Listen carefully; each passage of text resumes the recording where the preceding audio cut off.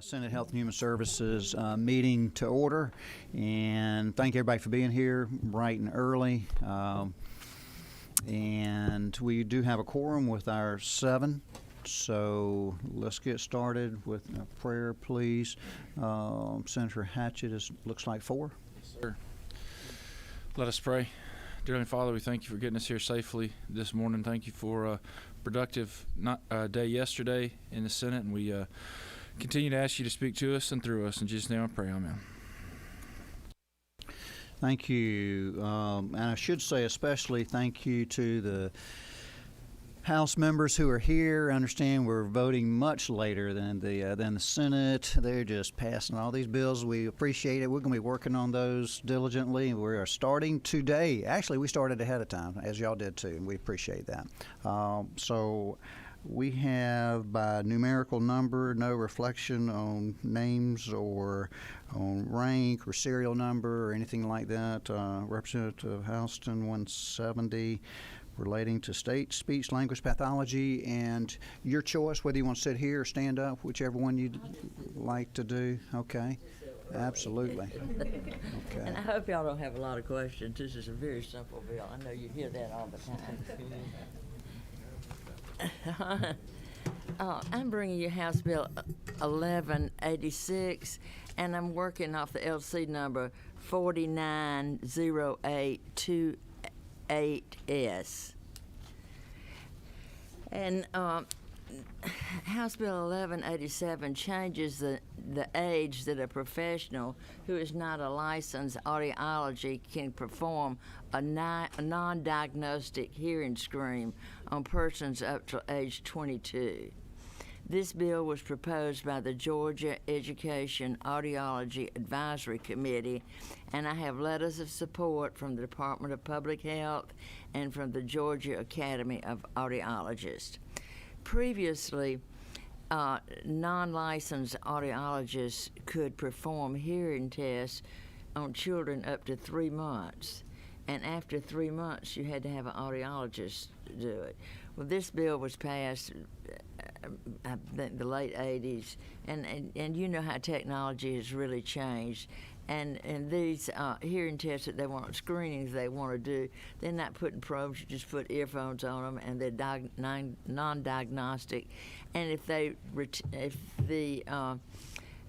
person detects, they have to have training to do this, but if they detect that the child has a problem on the tone hearing screens, they send it on to an audiologist.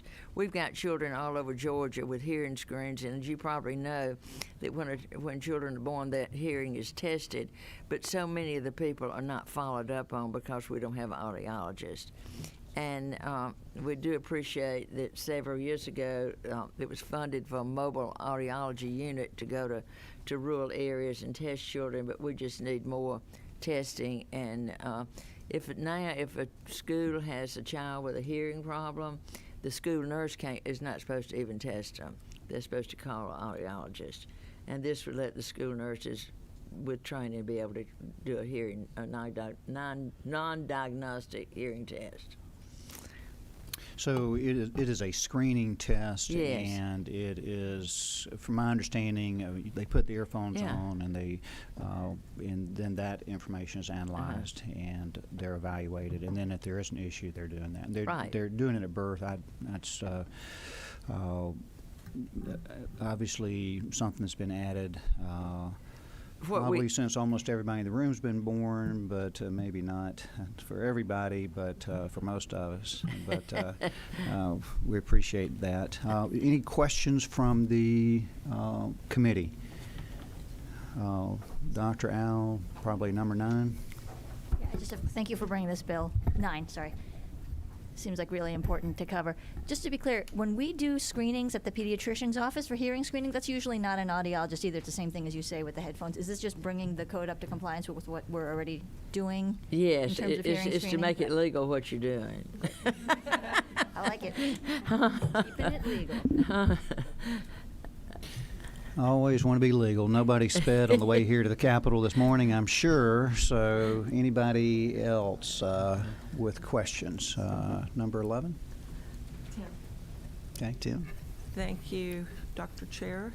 I just was going to clarify, Representative Houston, that the audiologists are fully supportive of this bill. Is that correct? Yes, and I have a letter from, if you would like to see it, I can pass it out from the audiologist. Let's see where it is. I've got it somewhere. I promise you, here it is. I've got a letter I can give you from the president of the Georgia Academy of Audiologists.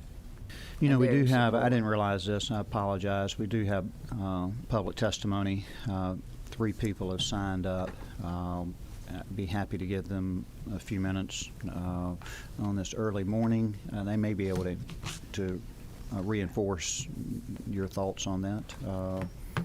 Callan Wells for Gears. You know what? I looked at the wrong sheet. There's nobody signed up for 1186. Well, thank you, and I appreciate your support. Okay. Thank you. You can speak on this if you'd like, but, okay. Thank you. All right. I apologize. Sorry.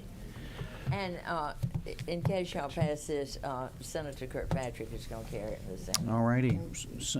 In case we do, Senator Walker is like to be recognized. If there's no further discussion, really, I'd like to make a motion that we do pass. I think that's appropriate. You have a second on Senator Hatchett. Is there further discussion or thoughts? Senator Jackson has a puzzled look on his face. He is all in. All righty. So all those in favor say aye. Like sign, noes. It is unanimous. Thank you. And Senator Kirkpatrick is the person there. Thank you. All right.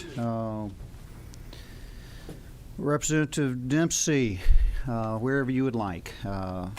Front row, center, and House Bill 1355, lead levels, lead exposure, and so forth. The floor is yours. That's right. That's right. Good morning. Good to see all of you today. Yes, so this is House Bill 1355, working off of LC 338986. I think in your folder you all have a map that is going to be very important to look at and consider. There's some surprising information there, actually. But this bill was developed based on the findings of the House Study Committee on Childhood Lead Exposure that convened last summer and fall. I chaired that committee. We really found out some very interesting information about where lead is pervasive in many of our homes today in places we didn't realize. I think one of them, Christmas trees, often the artificial Christmas trees have lead in them. There's a little tag on them. If you look at them when you get them new, it says, you know, there may be lead in this. There was a time when I married when lead crystal was a very coveted gift. But it does have the word lead. It's there for that, you know, that concern. Protecting children from exposure to lead is important to their healthy development. According to the CDC, there is no safe blood level at all in children.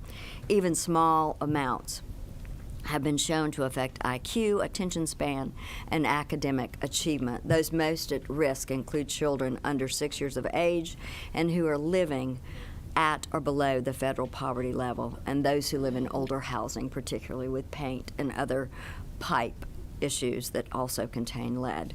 Despite an increase in policies to prevent exposure to lead, the CDC still recommends that states implement robust lead detection programs, as the consequences of early exposure to lead are so severe and irreversible.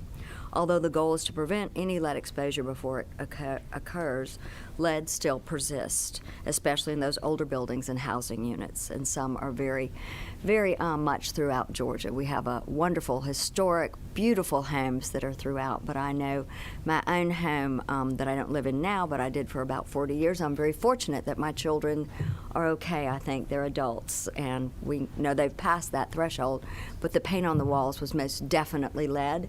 We painted it when we moved in, and at that time lead was a component of paint. Didn't know it, didn't care about it, didn't realize it was so important, but it stayed on the walls and never came off. 40 years later when we moved, that lead paint one time in 1976 was still there and strong. So that was sort of the selling point on it, I do believe. Children can also be exposed to lead in soil, drinking water, and the air. The Department of Public Health conducts lead prevention activities, including case identification, identification of exposure sources, environmental management, and lead hazard reduction. Just recently, while the study was meeting, actually, the CDC updated its recommendations for blood levels and recommended that interventions when blood levels reach 3.5 micrograms of lead per deciliter of blood.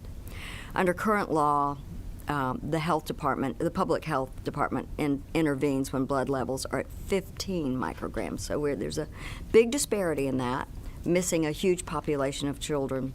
We must come into compliance with that. Under this proposal, the law would be updated to comport with the current CDC and EPA guidelines for blood lead levels and would lead to a more robust program for identifying and preventing cases of poisoning, thus protecting Georgia's children.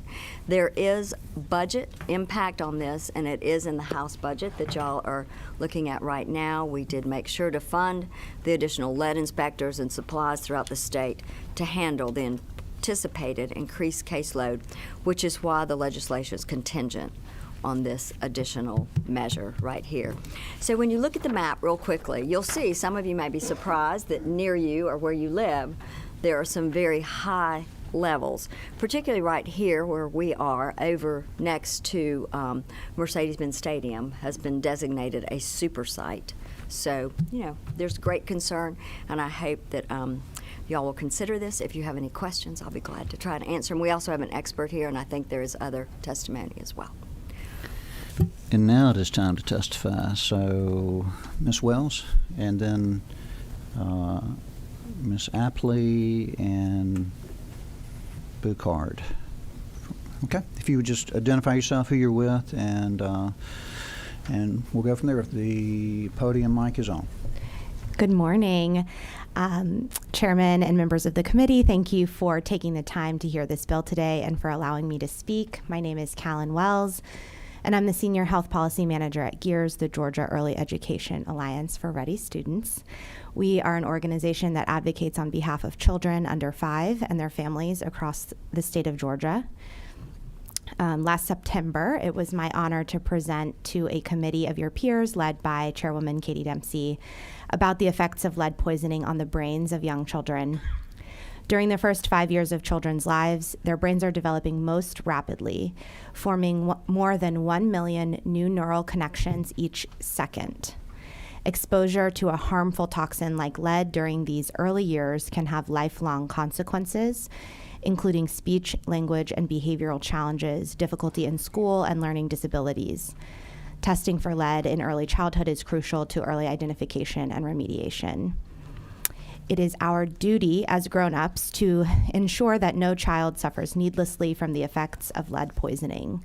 We urge you to vote yes on HB 1355, and when the time comes to maintain the roughly $1.8 million needed to fund the Department of Public Health's lead testing program. Thank you, as always, for your thoughtful consideration of the health needs of young children. Thank you, Ms. Wells. Ms. Apley and then Ms. Bucard. I think I did not pronounce that correctly.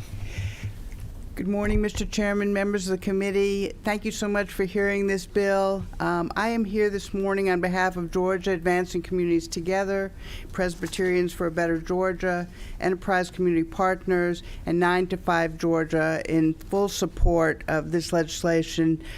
We worked with Chairman Dempsey, and we're so grateful to her for her diligent work and the work of her study committee on this critically important issue. As has already been testified, lead is a neurotoxin. There's no safe level at any age, but we know that young children are particularly vulnerable, and even small amounts are shown to cause serious and permanent harm that is irreversible. Dr. Chris Rustin, a member of the study committee, who is the Deputy Commissioner of the Department of Public Health, has testified that the source of lead exposure for 80% of Georgia's children with elevated lead levels is from the lead paint that Chairman Dempsey described. And while it was made illegal for use in residences in 1978, it's present in roughly 1/3 of dwellings, both inside and outside. So we urge you to support the provisions of House Bill 1355, which will update Georgia law in line with CDC guidance, defining elevated blood lead levels, the standard that triggers public health intervention and the abatement obligations in order to reduce lead hazards. To aid the early identification of children with elevated blood lead levels so that remediation can occur and reduce harm and future exposure, protect children under 6 from lead exposure found both in the interior and exterior of their homes, and provide for scientifically based compliance standards for lead hazard abatement. We're grateful for your attention. I'm happy to answer any questions. And Polly McKinney is also here from Voices for Georgia's Children, and they have been partners in fully advocating for this legislation. Happy to answer any questions. All right, thank you. And Ms. Boucard, appreciate it. Thank you.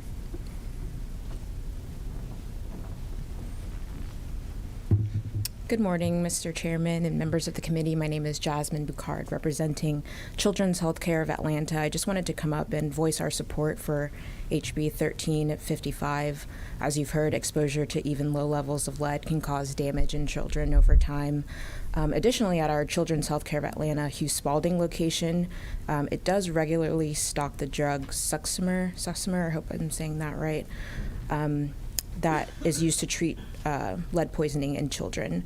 So we urge your consideration of this bill, and we thank Chairwoman Dempsey for bringing it forward.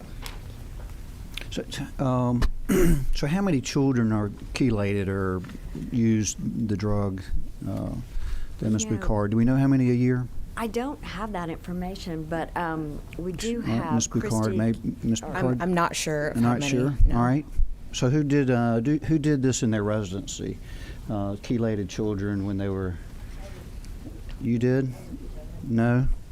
No, I did. All right, so 2 out of the 4 here. All righty. So, and the level was 10 at the time.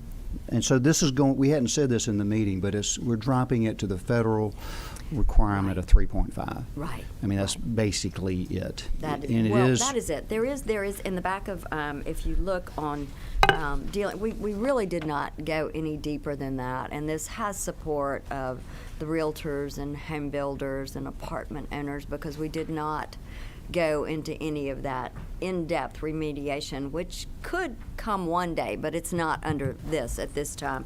It did extend, though, and make a little bit better when written lead poisoning hazard abatement plan is necessary. It must be to the department within 30 days instead of 14.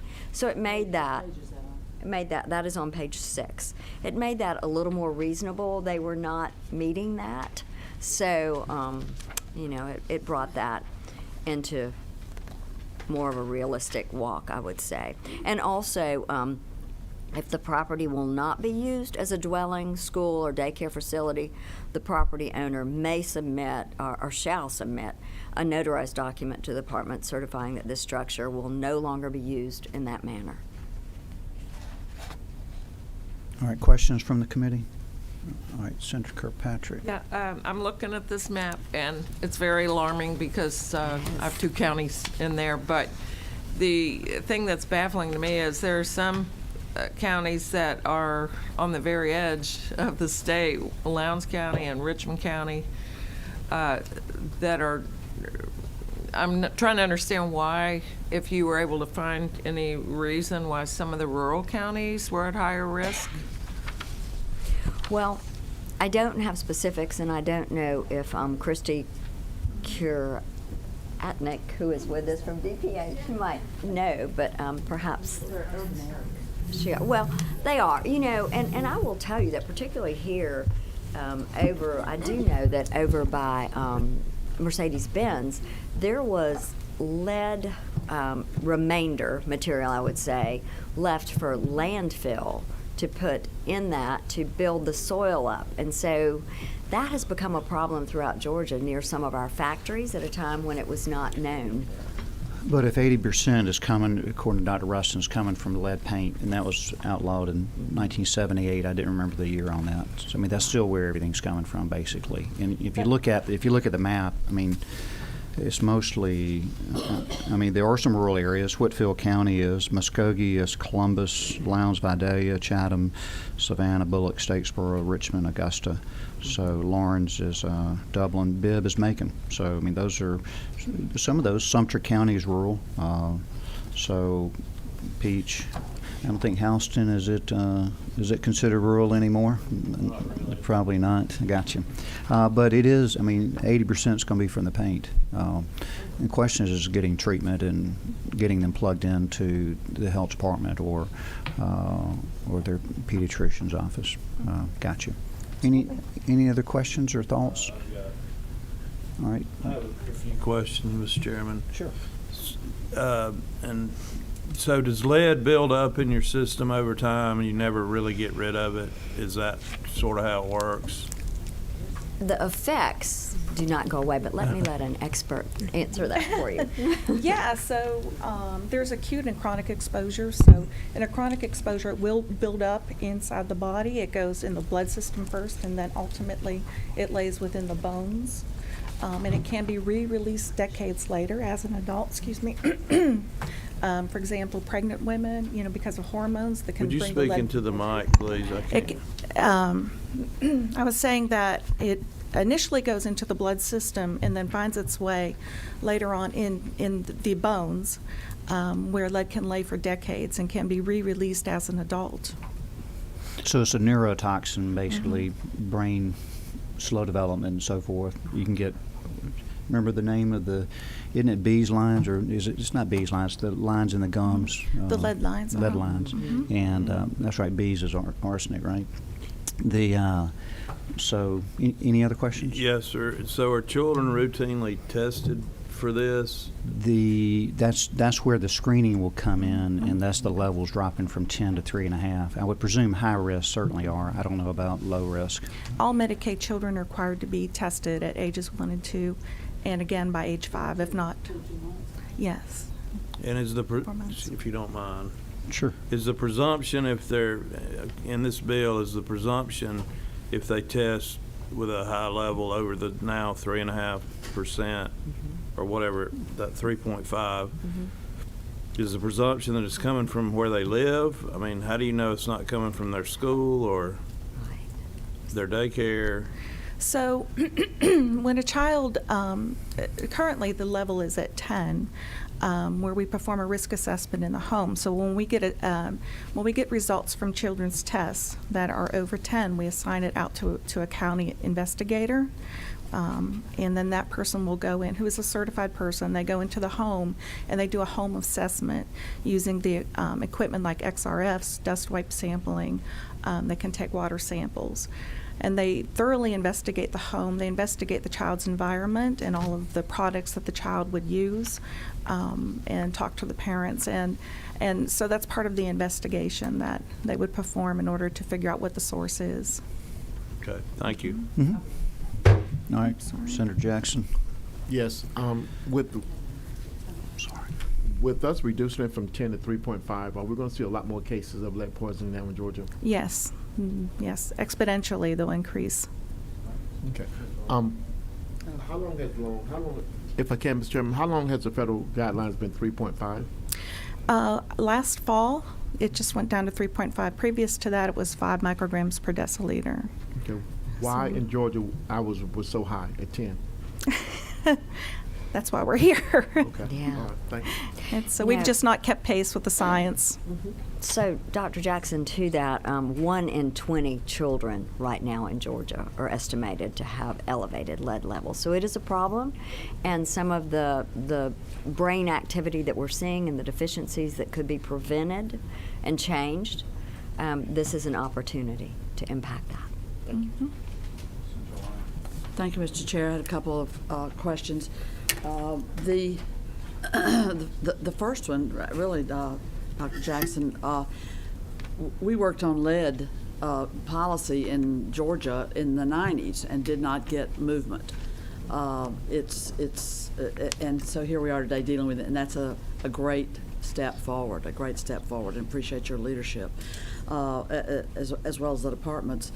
I had a question on the meaning of Section 6 That's on page 8, lines 184 through 193.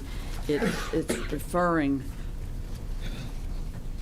what's the impact of that section? So this is referring to if the owner accepts compensation. And so that goes back to dealing with if they are not being paid, if they are not renting it, if it is not actively a daycare or a school or a rental property. If you look back at Section 5, wait, let me make sure I've got the right one. The end of Section 4, actually. If they can serve notice that that is not what is happening. That will be notarized document to the department, and that will excuse them from that further oversight if it is, theirs and not.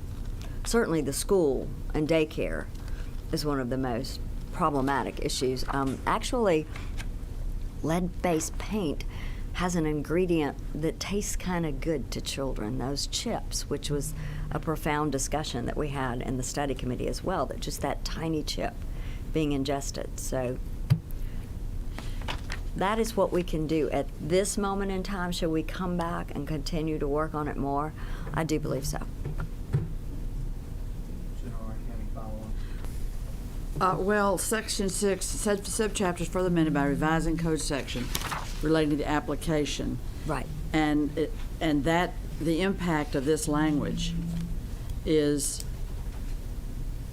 you're adding that accept compensation for the use of residential property by another. Right. So what if you didn't have this in, what would, So let me this is a lawyer question. make sure it is is a a lawyer bit question. of that, but the way I understand it or read Right. it, so if they do accept compensation or if they're landlords of residential property or daycare facility or schools, then they have to remove the lead. Is that That's accurate? right. The abatement process would then. Okay. I see. Abatement is a better word. Gotcha. Right. Okay. Does that make So sense? this strengthens our current. Protections. Yeah, Yeah, this it strengthens does. the current law. All right, Senator Ten. I'm sorry, I have just one more follow-up. Is EPD involved with this? Because most environmental things are, I'm not sure if you're working with them, but they have jurisdiction over environmental hazards, and I'm just curious about why they're not anywhere in the bill. Public Health could probably answer that, or do you know the answer? Or? Yeah, so we do work hand in hand with EPD, and they have certain oversight of part of this, but DPH has the oversight of handling the cases of children that are lead poisoned. They provide certification for all of our risk assessors, and then they also support us when it comes to enforcement for issues such as the abatement. And I apologize, you're with DPH, so you have a follow-up. I do. Okay. Just so, in terms of figuring out, we've seen this in my district with one of the factories out there where EPD has gotten involved, and they sort of act as an intermediary between EPA and the facility. So I just want to be sure that that role is still covered, and that they're not getting off the hook somehow. Just trying to stir up trouble. I got you. Okay. So I don't think this has anything to do with that, but we can certainly follow up, and you can give us follow-up on that. I wanted to follow up as well when I'm in the queue. All right, let's see if there's anybody else with a question. All right. We've been nominated on the right side here. We'll see what the left side has to say. So, all righty. Okay, Senator Hatchett. Yeah. All right. Here we go. All right.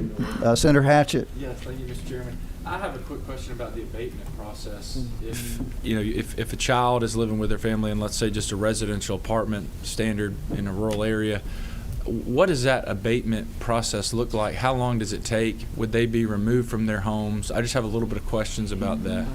Right. So that was some of the discussion in the study committee, but not a place that we went to at this time in this legislation.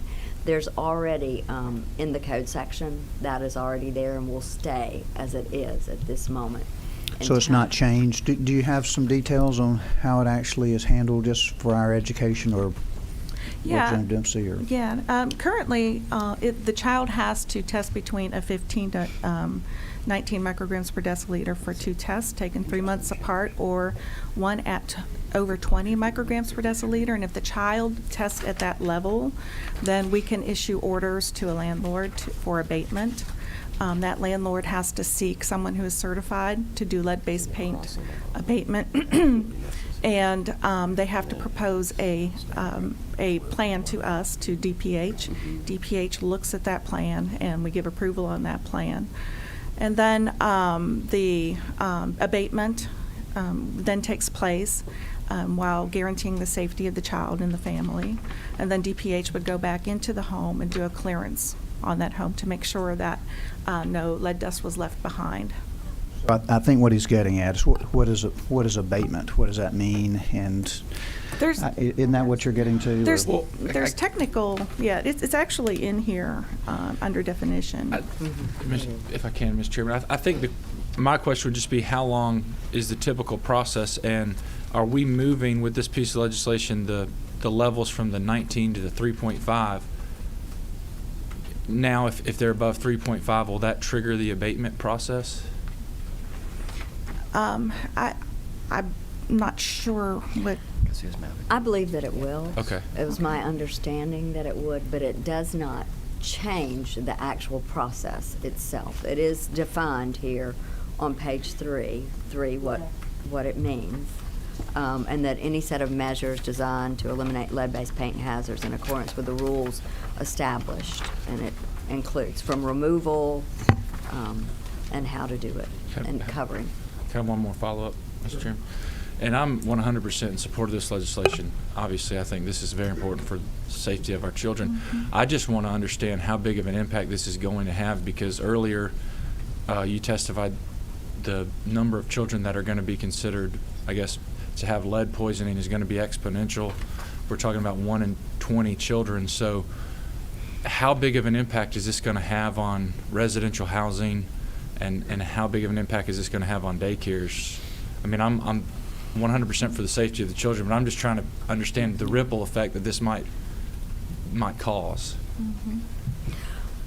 If I can tell you that also from Children's Healthcare, it's estimated that 9.3 of Georgia homes have a lead risk, whether that's in water, in soil, in the paint that we've talked about. Because we have so many historic homes too in certain places, that's where some of those pockets are as well.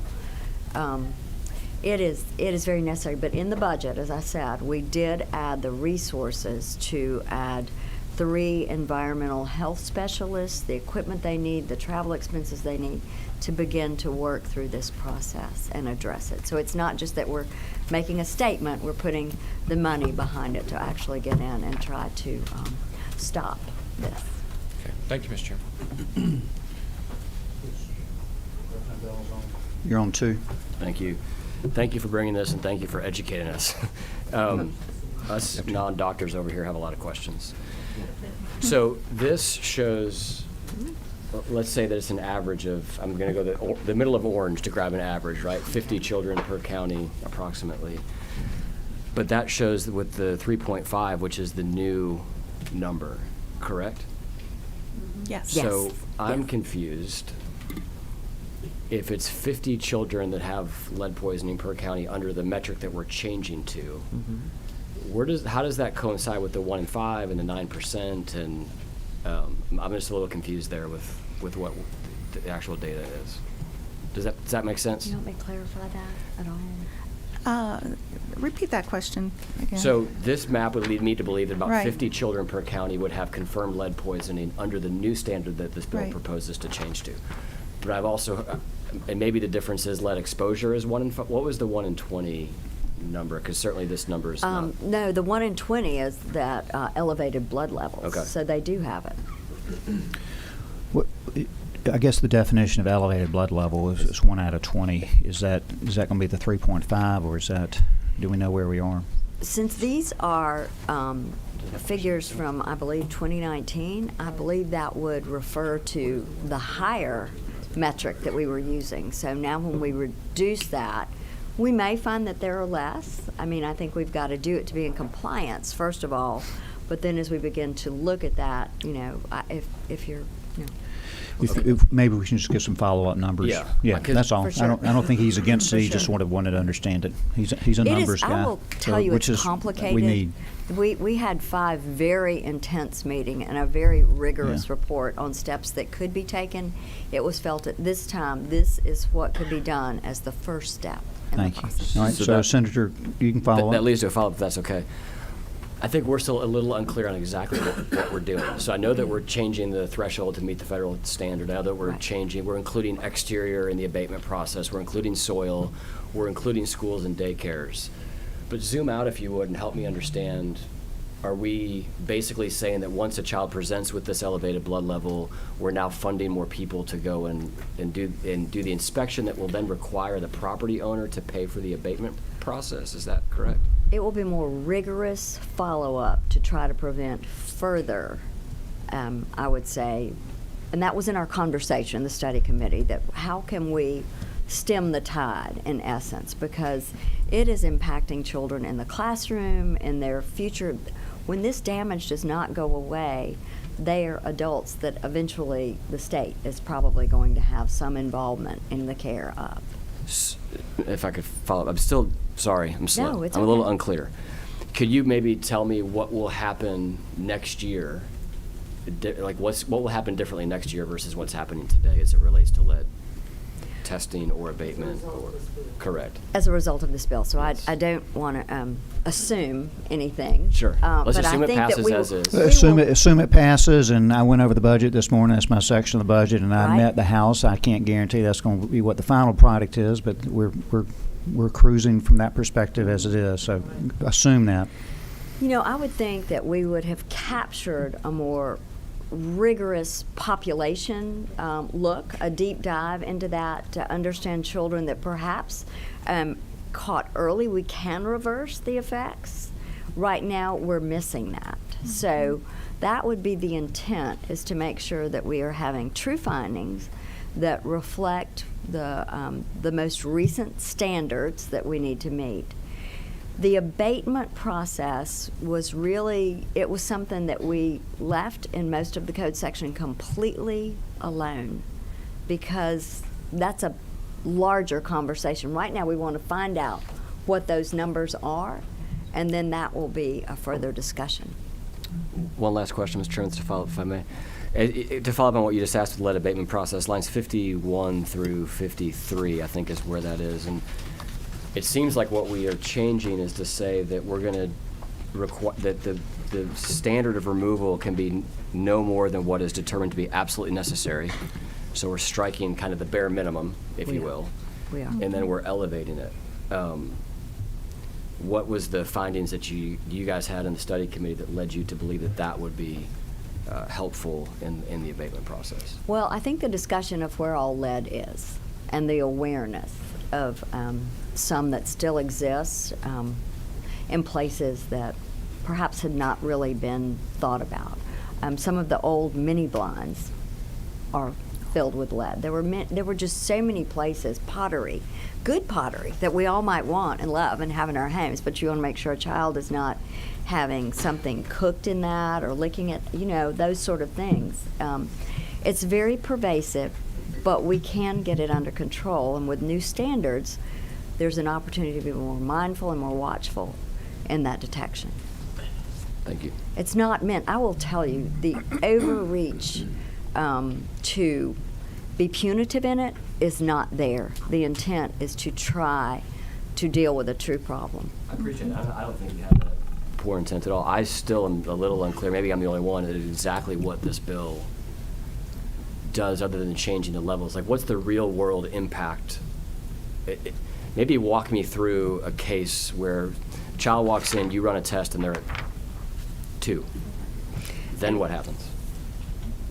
But let's let the. Do you mind? Yeah, absolutely. So you asked the question about what the impact would be, say, in a year. The ability to, first of all, identify more children that have lead poisoning. We've got children out there that we feel are are not being tested, and they're not being identified. If a child's not tested, if it's not identified, then he's not getting the services that he or she needs. So the program would be expanded in order to help more children. So the enforcement piece of this, the abatement and the enforcement piece, is actually very small. First of all, you have to realize that many of the children that you're looking at are living in owner-occupied dwellings. They're not always rental dwellings, and when we do work with landlords, in most cases they're very compliant. They're very concerned, and they want to do the right thing. So the enforcement piece really is very small. It's not that big of an impact anyway. But the primary thing that we do for the children out there is provide education to the family. We empower the family to be able to make decisions whether or not the home that they're living in right now is a good place for their family to be in. So we do the education. We talk to them about nutrition. We talk to them about sources to avoid. We talk to them. I think we get that. I think what he's asking is what happens in the home, who pays for that, how long they're going to be, are they going to be out of their home? That all depends. Each case is different. Each home is different. If they have to go to a hotel, if they have to go somewhere else, it just all depends. So it's sort of, okay, all right. Thank you, Mr. Chairman. I'm fine. Gotcha. To me, I'm sorry.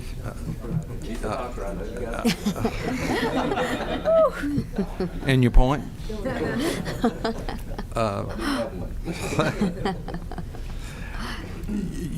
To me, I get where the concern is over here completely, but this bill has been through the House, and we don't have realtors or landlords or all those people that we're kind of asking how this would affect them. They're not here screaming that this is going to kill their business model, and that just speaks volumes to me. By this time, if this was the first hearing of the bill the first time, maybe they didn't know about it, but at this point in time, the fact they're not here, it just gives me a little comfort that they'll probably feel okay about it. But that's just my point I wanted to make before we got too far in the rabbit hole. I appreciate it. Another one on my left, Senator Kennedy. Yeah, thank you, Mr. Chairman. Representative Dempsey, thank you for bringing this, and I think everyone on this panel, we appreciate the intent of this and certainly want children protected, and if we need adjustments and to go to the federal numbers, clearly that's a big difference from where we are now. But I've got some of the same questions they have. See if I can maybe follow up on. And so looking at lines 51 through 55, Senator Dolezal's questions, so I want us to recognize what I'm reading from this and see if you agree that first of all, there's a significant change from how one goes about remediation, which is under the current statute, which is basically do that which is necessary, but not more, to get to where you need to be, to it will be judged by any set of measures designed to eliminate lead-based paint hazards. And so that's the first aspect. The second aspect is, well, then who determines what and sets those any set of measures? And I read it to be the department. Yeah. So I think I want to see if you all viewed it this way as you crafted the legislation. We shifted who set the standards for remediation from those which would be set by the legislature. We're now transferring that to agency regulators, people that run. And which department is that referring to? I believe Department of Public Health. It's line 54. That. Yeah. Okay. Line 54. So the Department of Public Health, Right. through their Sorry, agency. let me just clarify, because Sure. that department is actually EPD, Oh, I'm sorry. Okay. under the Department of Natural Thank you. Resources. Yes. So EPD will now set these standards rather than us legislators as far as the how one goes about in remediation to get to the point where you've met this new standard that we don't know what it is, but they're going to formulate it. Is that correct? Right, and Okay. they're the experts on the abatement process. Okay. Yeah. And so, since they're the experts on the abatement process, and it's not going to be determined by us, I think to Senator Dolezal's question, we really don't know what that abatement process looks like. And no one will until they set it, sometimes after this legislation goes into effect. Am I understanding how this unfolds correctly? Yeah, and I'll look to Christy for help too. And now let me introduce myself. Megan Andrews, I'm with the Georgia Department of Public Health, the Assistant Commissioner for Policy. EPD does regulate this already. They have rules and regulations on licensing the individuals that do the abatement process, overseeing how that abatement process works. So this isn't a new responsibility for them.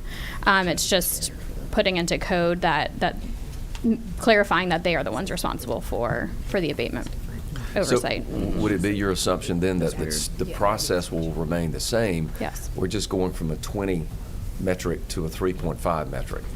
Exactly. Okay. Why is it department here and then department is TPA? Yeah, so line 55 defines the department with a small d, but the department with a capital D at line 45 is a defined term saying Department of Public Health. Here's you know what we're going to do? So we got another hearing, and it was late last night for all of us, legislatively wise, and we're going to use this as, I'm going to take Chairman's perspective. We're going to do this as a hearing only. We're going to circle back, maybe give you adequate time to fill us in on the details. And I don't think anybody on this committee is going to vote against this, but I think that we have questions, and I think that's natural. And truth in advertising, I'm carrying this bill, and I don't want all those questions on the floor without me knowing the answer. So yes, we're going to clean it up now, and we're going to come back with a little bit more information. I don't think anybody on this committee is going to vote against this. I think we want to do what's right, but I think we want to understand it. There's always a rub, from department, whether we legislate the rules and regulations or we let the department do that. So we need to be comfortable with that. I get that. We are changing it a little bit, adding in exterior. We're looking at the amount that we're doing in the soil. We're doing a lot of things. So we just want to be comfortable with that. That's all. All right. So thank you very much. It is great, and we'll circle back on the time. Thank you. Meeting adjourned.